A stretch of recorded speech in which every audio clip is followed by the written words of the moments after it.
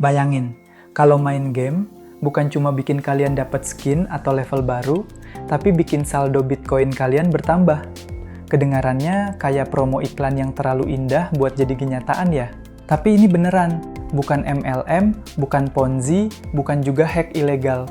Ini game baru yang dimainkan orang di seluruh dunia, yang mereka pertaruhkan bukan aset digital mainan, tapi Bitcoin asli. Imbalannya, sebuah mesin income yang terus bekerja. Coba pikir sebentar. Kalau selama ini kalian main game buat hiburan atau bahkan abisin uang di game, gimana kalau sekarang kalian main game yang nambahin uang? Game ini nggak perlu kalian jago trading, nggak perlu buka chart tiap hari, bahkan modalnya bisa kecil. Tapi kayak semua game di dunia ini, ada strategi yang harus kalian kuasai.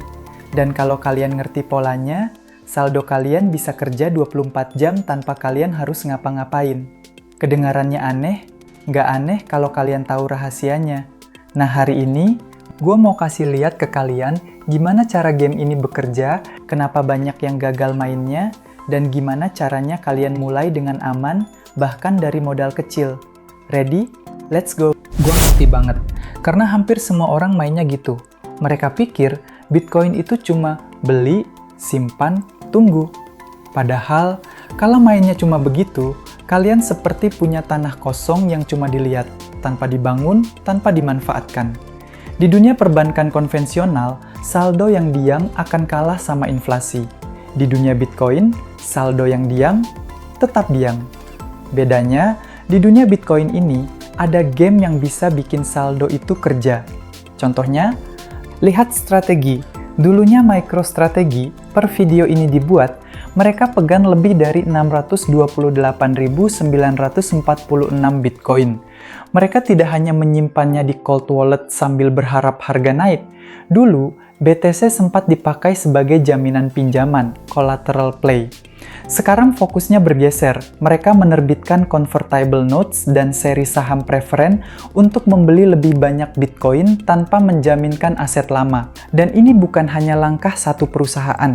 Banyak pemain lain mengikuti pola yang sama, seperti Semler Scientific di Amerika Serikat, Metaplanet di Jepang, dan masih banyak lagi. Ini bukti kalau pemain besar di dunia Bitcoin selalu beradaptasi. Mereka terus mencari cara baru untuk menambah kepemilikan tanpa kehilangan kendali atas apa yang sudah mereka punya. Apakah kita bisa main game yang sama? Bisa, tapi skalanya dan aturannya beda. Bayangin, kalian punya 0,1 BTC. Kalau cuma disimpan, ya segitu-segitu aja. Tapi kalau kalian ngerti caranya, itu bisa jadi modal untuk hasilkan yield, bunga, atau bahkan jadi jaminan buat dapetin aset produktif lain. Masalahnya, banyak orang di Indonesia belum ngerti kalau game ini ada. Ada yang takut, ada yang nggak tahu platform mana yang aman, atau malah keburu kena scam karena ngejar APY gede tanpa ngerti risikonya. Dan itulah kenapa gue bikin video ini, supaya kalian nggak cuma jadi penonton di game finansial terbesar abad ini, tapi juga jadi pemain.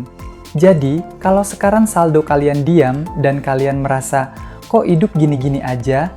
Tenang, sebentar lagi gue bakal bongkar gimana caranya saldo itu bisa kerja buat kalian, bukan cuma jadi angka di layar. Oke, sekarang kita masuk ke inti gamenya.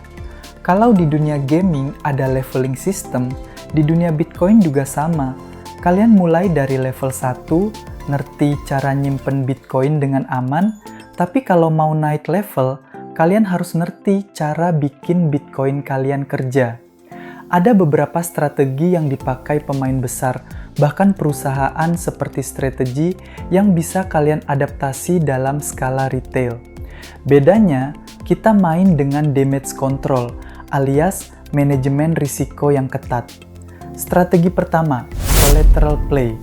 Bayangin kayak gini, kalian punya Bitcoin, tapi nggak mau jual. Kalian taruh BTC itu di platform yang mau nerima sebagai jaminan. Dari situ, kalian pinjam stablecoin.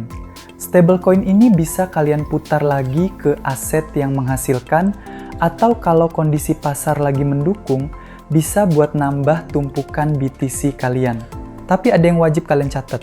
Kalau harga BTC jatuh terlalu dalam, posisi kalian bisa kena margin call. Itulah kenapa rasio pinjaman terhadap nilai jaminan atau loan to value harus dijaga serendah mungkin. Banyak pemain besar nggak mau lebih dari 25% supaya tidur mereka tetap nyenyak. Strategi kedua, lending and yield. Bayangin kayak gini, kalian punya Bitcoin tapi lagi nggak mau pakai. Daripada cuma diem di wallet, kalian titipin di platform CeFi kayak Nexo atau YouHodler. Sebagai gantinya, mereka bayar kalian bunga. Besarnya beda-beda, mulai dari 0,5% sampai 7% APY kalau mau yang tergolong aman, sampai puluhan persen APY kalau kalian mau main di level high risk. Tapi ingat, di dunia ini nggak ada makan siang gratis.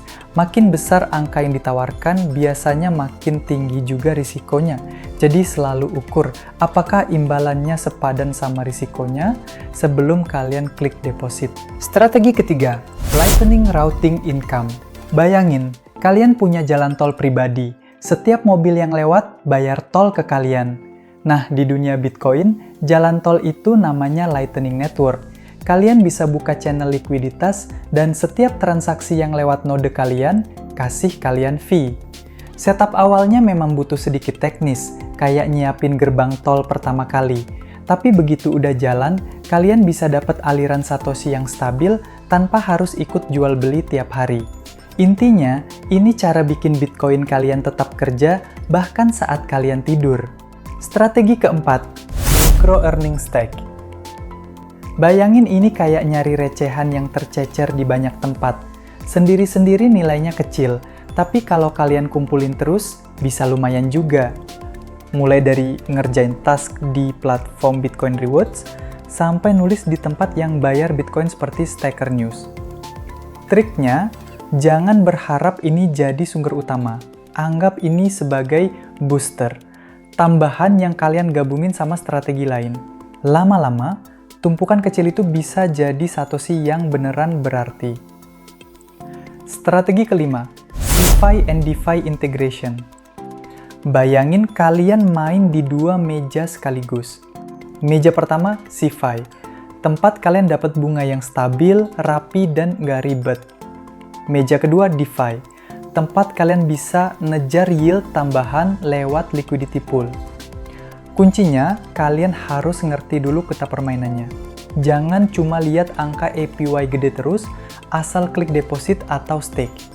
Karena di game ini, yang menang bukan cuma yang dapat paling banyak, tapi yang bisa bertahan paling lama tanpa kejebak risiko yang nggak kalian siapin. Sekarang kalian udah tahu peta permainannya. Gua mau kasih kalian game plan, biar kalian nggak cuma ngerti teorinya, tapi bisa langsung mulai jalan. Step 1. Pilih peran kalian di game ini. Mau jadi kolektor, fokus simpan Bitcoin, plus main di lending APY rendah tapi aman. Mau jadi operator, main Lightning Routing, collateral play, dan integrasi CeFi atau DeFi. Kalau kalian baru mulai, gua saranin jadi kolektor dulu. Kenapa? Karena ini level aman, low risk, dan kalian bisa belajar mekanisme platform tanpa kehilangan banyak. Step 2. Tentukan kapital awal. Kalian nggak perlu mulai besar, misalnya 0,005 BTC udah cukup buat test run. Sisanya bisa kalian tambah kalau kalian udah ngerti alurnya. Step 3. Bagi modal sesuai tujuan. Misalnya 50% simpan di cold wallet untuk keamanan, 30% masuk ke platform lending CeFi terpercaya, 20% explore micro earning atau lightning channel kecil buat belajar. Step 4. Atur batas risiko. Kalau main collateral play, pastikan LT-nya di bawah 25%. Artinya, kalau harga BTC jatuh 50%, kalian masih aman dan nggak kena likuidasi. Step 5. Monitoring dan scaling. Catat semua arus masuk dan keluar. Lihat mana yang paling efisien. Kalau lending di CeFi jalan mulus, naikin porsi. Kalau Lightning mulai lancar, tambahin channel. Banyak pemain yang gagal bukan karena sistemnya salah, tapi karena terlalu agresif di awal. Ingat, game ini bukan sprint, tapi maraton. Fokus kalian bukan cuma dapetin yield tinggi, tapi bikin sistem ini bertahan bertahun-tahun. Sekarang kalian udah punya gambaran, pilihannya cuma dua, jadi penonton di game ini atau jadi pemain yang ambil hadiahnya.